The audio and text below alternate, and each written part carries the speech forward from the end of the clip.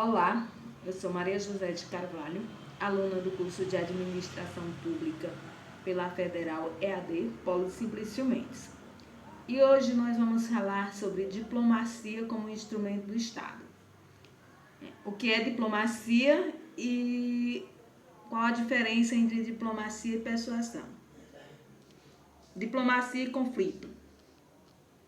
O francês Raymond Aron, 1995, um dos principais teóricos das relações internacionais, dedicou um dos seus mais conhecidos livros, Paz e Guerra entre as Nações, publicado em 1962, para pensar as duas formas pelas quais os estados se relacionam, o conflito e a cooperação.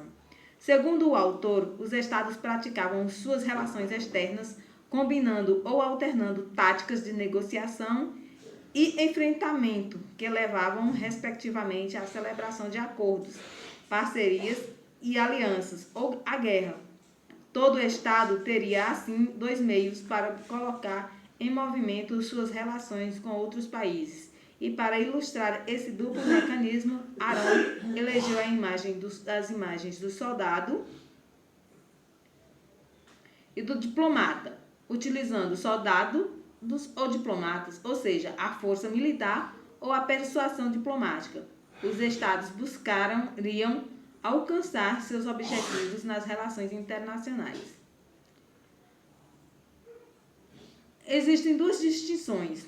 A distinção entre diplomacia e estratégia, que é a guerra, é relativa. Os dois termos denotam aspectos completamente da área única da política, a arte de dirigir o intercâmbio com os outros estados em benefício do interesse nacional. Assim, a diplomacia não seria melhor que a guerra ou vice-versa, mas apenas técnicas diferentes que o Estado teria à disposição para realizar internacionalmente o que define como seu interesse nacional. Os dois maiores objetivos de um Estado, segundo a tradição que vem de Maquiavel, são sobreviver como uma unidade soberana e expandir sua capacidade de influenciar politicamente outros estados. Para alcançar esses objetivos, um Estado deve eleger suas prioridades, interesses e os meios pelos quais lhes convenham para alcançar-lhes uma determinada situação. Nesse sentido, complementa Aron, a diplomacia pode ser definida como a arte de convencer sem usar a força, e a estratégia, a guerra, como a arte de vencer de um modo mais direto, mas impor-se é também um modo de convencer.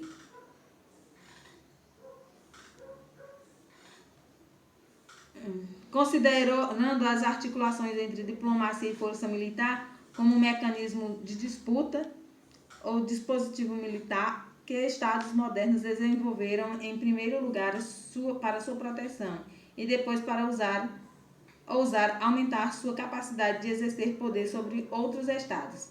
Esse dispositivo combinaria o potencial militar de cada estado com as habilidades diplomáticas de funcionários especializados enviados a países estrangeiros com a função de representar o soberano, servir de canal permanente para a consulta política e a negociação entre estados e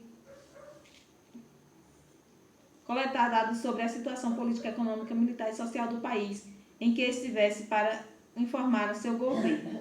Desse modo, ao conhecer a situação de outro estado com suas fraquezas e forças, os governantes podem decidir se investem financeiramente ou não nesse país, o que contribui à diplomacia.